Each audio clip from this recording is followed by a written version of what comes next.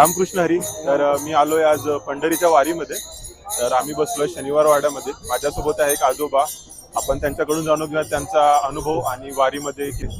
मी साहेब व्यंकटराव घुले, मुक्काम पोस्ट पोस्टगाव, तालुका रेणापूर, जिल्हा लातूर येथून आपलं काल म्हणजे आज कोणता वार आहे? आज आहे गुरुवार. गुरुवार आहे. तरी मंगळवारी मी आपल्या लातूरहून आपल्या आळंदीमध्ये बुधवारी सकाळी 7:30ला आलेलो आहोत.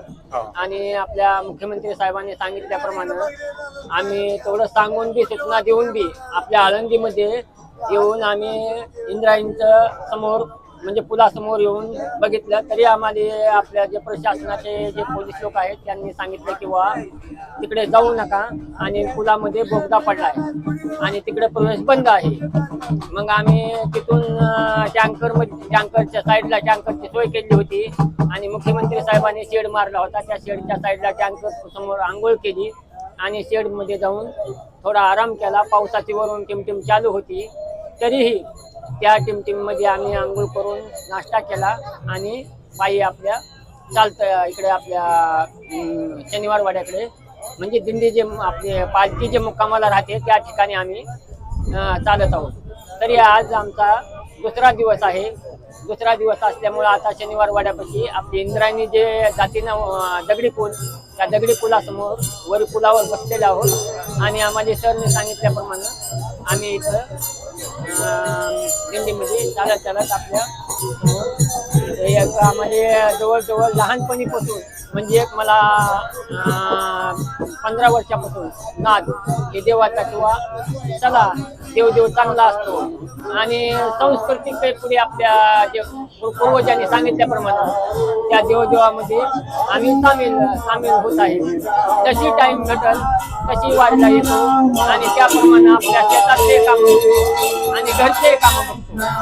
कारण आम्ही घरी पण अडचण असल्यामुळे घरी जावं लागतं. पूर्ण वारी फक्त 3 वर्ष केलेली आहे आणि नंतर आता जी आहे ती गेल्या वर्षी आणि यंदा 2025 आणि 26 या वारीमध्ये 2 वर्ष मध्यंतरी वारी सोडून गावाकडे जावं लागत आहे. का तर मुलांचे शिक्षण चालू आहेत. मुलगा आणि मुलगी दोन्ही शिक्षण चालू असल्यामुळे घरी अडचणीनं जनावर बैल पुन्हा आहोत पुन्हा हे शेतीतले कामं त्याच्यामुळं अर्धवट वारी म्हणून जावं लागत आहे. तरी 3 वर्ष यात्रा आपल्या माऊलीसोबत सहभागी झालेलो आहे आणि ती पूर्ण केलेली आहे. तरीही तेवढ्या अडचणीतून घरी सारून येईल त्या आषाढी आरतीला कार्तिकीला आपल्या एकादशीला इथे येऊन दर्शन करून पुन्हा नंतर अजून बारशी दिवशी जेवण करून पुन्हा जातो. नामानंद महाराज आपले आळंदीचे पंढरपूरचे नामानंद महाराजच्या मठामध्ये राहून बारस सोडल्यानंतर मग गावाकडे जातो लातूरकडे. बरं, तुमचं हे 3रं वर्ष आहे?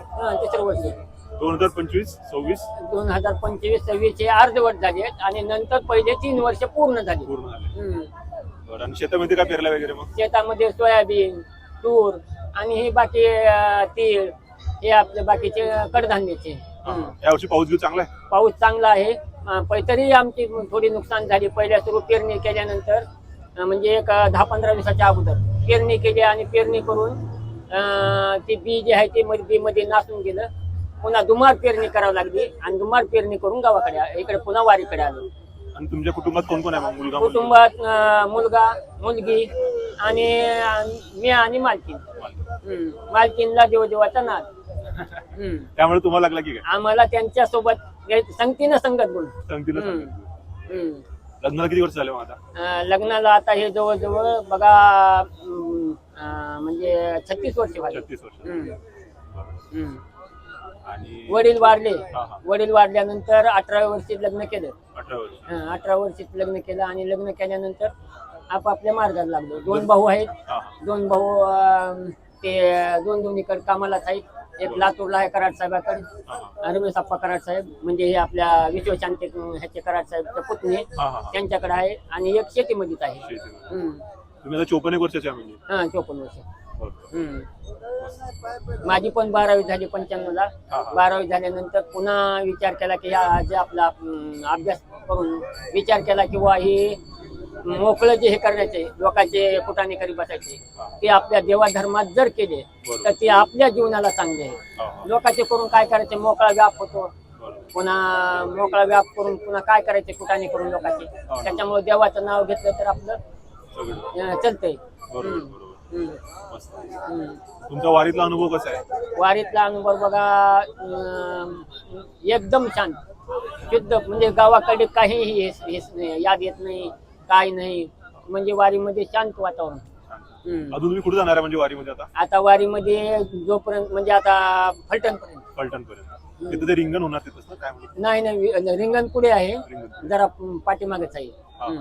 म्हणजे हे आपला जे मुंगे घाट म्हणतात ना, आता हे दिवे घाट चढला की पुढे फलटण येते, सासवड येते. सासवड झाले की फलटण. 2-3 दिवस आहे. 2-3 दिवस आहे. परत लातूरला जाणार, पुन्हा लातूरला जाणार गावाकडे. तिथून परत पंढरपूरला, पुन्हा लातूरला जाऊन पुन्हा आपल्या घराकडे कोष्टगाव गाव आहे रेणापूर तालुक्यात आणि जिल्हा लातूर आहे. तिथे जाऊन आपलं हे सगळ्या शेतीतले काम आटपायचे, फवारणी, पुन्हा धुंडे, हे सगळं आटपून पुन्हा गावाकडे सगळं झाल्यानंतर पुन्हा एकादशीच्या टाइमला नवमी दिवशी यायचं, पांडुरंगाचं दर्शन घ्यायचं आणि नंतर पुन्हा 12 जेवणे आणि आपल्या घराकडे जाणे. वर्षातून एक बार एवढी. आणि पुन्हा कार्तिक आणि जसे टाइम घटल तशी मग पुन्हा दर्शनला येईल. का तर मुलगी होती इथं आपल्या देहरोडला, ती आता बदली झाल्यामुळे रत्नागिरीला गेले. नाही तर इथं सदा येणार मी. कोणत्याही टाइमला आलो की अगोदर इंद्रायणीची आंघोळ, पुन्हा नंतर माऊलीचं दर्शन, तिथलाच प्रसाद घेणे आणि नंतर सोयरी करणे. मुलगी असो की जावई असो किंवा मुलगा असो, जायचं नाही अगोदर देवदर्शन. आता जरी प्रसाद घेतला हे केला तर डायरेक्ट आपल्या घरी, नंतर पुन्हा घरात, पुन्हा नंतर मग आपल्या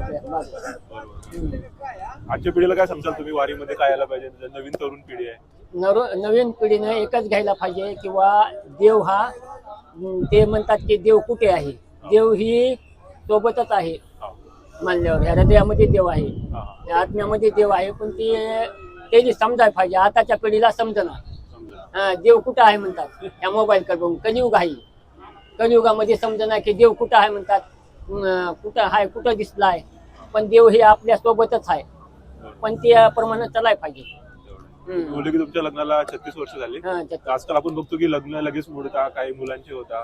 तुम्ही सुखी संसार, तुमचं रहस्य काय? माझे कसं आहे, आमचं लग्न झाल्यानंतर मालकीन देव धर्मातली आम्ही जे होतो मोकळे उगा इकडे तिकडे फिरणं, तिकडे इकडे करणं, पण ते संताची संगती मनोमार्ग गती आकळावा शिरपती येणे. पण ते संतासोबत जर लागलं तर तो जर छंद लागला तर तो चांगलाच असतो, आणि वाईटाचा छंद लागला तर तो वाईटच होऊन जातो. त्या संगतीला चांगला माणूस राहावा. ते पहिलीच म्हण आहे, सोबतेदार चांगला झाला तर चांगलंच होऊन जाते, आणि जर वाईट भेटला तर त्याची वाईटच संगत लागते. त्याच्यामुळे संगत चांगल्याची करा, संताची करा. आजचा मुक्काम आपल्या भवानीपेठला, माऊलीच्या पालखी थांबती ना त्या साईडला भवानीपेठला झाली. पुन्हा मग उद्याच्या दिवस थांबणे, विश्राम करणे आणि नंतर पुन्हा मग चालत. सगळी व्यवस्था का माऊलीनं कुठंही रुकावट नाही, पाय दुखला नाही, हात दुखला नाही, कुठं त्रास नाही. एवढा पाऊस होता, साहेबांनी सांगितल्याप्रमाणे, शासनाने जे प्रशासनाने सांगितलं होतं त्याप्रमाणे कुणालाही नुकसान झालेली नाही. तरीही वारकरी ऐकायला गेले किंवा तिकडे येऊ नका, तुम्ही जिथे आहे तिथेच थांबा. मुख्यमंत्री साहेबांनी सांगितलं होतं किंवा ज्या ठिकाणी आहात तिथे थांबा. जे आलेत त्यांना पण आम्ही पाऊस करू, पण गडबड करून तिकडे जाऊ नका आणि तिकडे इकडे येऊ नका, तुमची हानी करून घेऊ नका, आम्ही त्याचे जबाबदार नाही. तुम्हाला एक अडचण येत असेल त्या टाइमला जाताच येणार गेलं किंवा काही जर अडचण आली त्या टाइमला आम्ही काहीही सोय करून तुम्हाला पाऊस करू दिंडीपर्यंत. आमच्या खर्चानं करू, तुम्ही 1 रुपया खर्च करू, पण जिथे आहात तिथे राहा. पुण्यात राहा, देहूत राहा किंवा नातेवाईकापाशी राहा, पण तिथे सुरक्षित राहा. म्हणजे त्यांना बी अडचण नाही ना. समजा अचानक येता आले, अचानक पडला, त्या ठिकाणी कुणाची बदनामी होणार, माऊलीच्या दिंडीमध्ये झालं. मग त्याच्यामुळं नकोय, ज्याची त्यांना जास्त सावधगिरीनं राहा. प्रशासनाचं भरपूर सहकार्य आहे. प्रशासनाचं कुठेही तुम्हाला सांगतो रुकावट हे केलं नाही, त्यांनी कमी केलं नाही आपल्याला प्रशासनानं. पुन्हा वारकरी लोकांची जेवणाची सोय तिथल्या तिथं, पुन्हा ह्याची आपल्या नाश्ता फराळ पूर्ण सोबत, पुन्हा भजन गवळणी चालू, सकाळी काकडा, हा हा काकडा झाला की हरिपाठ झाले की आरती, खरंय. पुन्हा नंतर वाटण, गवळणी, भजन, पुन्हा तुकाराम महाराज गात्याचे आपले अभंग. हो. ते बंद आहे का काय? चालूच आहे की. चालू आहे. हम्म. मग आता रोज किती किलोमीटर तुम्ही जवळपास? हं? रोज किती किलोमीटर होतं? 18-20? आता हे जवळजवळ बघा 42 किलोमीटर झाले आता आजचं. 42? 42 किलोमीटर झाले. कुठपासून आहे म्हणजे? हं? कुठपासून चालू आता जे चालत आलो ते देहू रोड पासून देव रोड? ते आता इथं दगडी पुलापर्यंत इंद्रायणी आपल्या शनिवारवाड्याच्या दगडी पुलापर्यंत बरोबर. 42 किलोमीटर होतं हे अंतर. 42. असे 4 आहेत चार मुक्काम. चार मुक्काम. हा पुन्हा तिथून पुढे नाही, तिथून थोडे कमी कमी कमी कमी आहे. आहे. आता जरा जास्त आहे. आताच जरा जास्त आहे. उद्याचा बी घाट कनी एखाद्या उपवास यायला आणि चढतीला लागायला. खरंय. म्हणजे परीक्षा आहे आपली वारकऱ्याची जी परीक्षा आहे त्या परीक्षातून आपला प्रॅक्टिकल आहे. प्रॅक्टिकल मध्ये जर पास झालो तर पुढे आपण सक्सेस झालो आणि त्याच्यातून जर घसरला तर समजा ते नापास होणार. हो. कमी टक्केवारी पडणार. कमी टक्के. ज्याला टक्केवारी घ्यायच्या ते आता मग ह्या आपल्या देवी घाटातून पुढे जाण्याचा मार्ग. बरोबर. धन्यवाद तुम्ही आमच्याशी बोलले. अजून हो. काही बोलायचं तुम्हाला? नाही काय नाही, सर्व ठीक आहे. धन्यवाद. आपण बोलले, खूप हो, माहिती भेटली धन्यवाद. आम्हाला.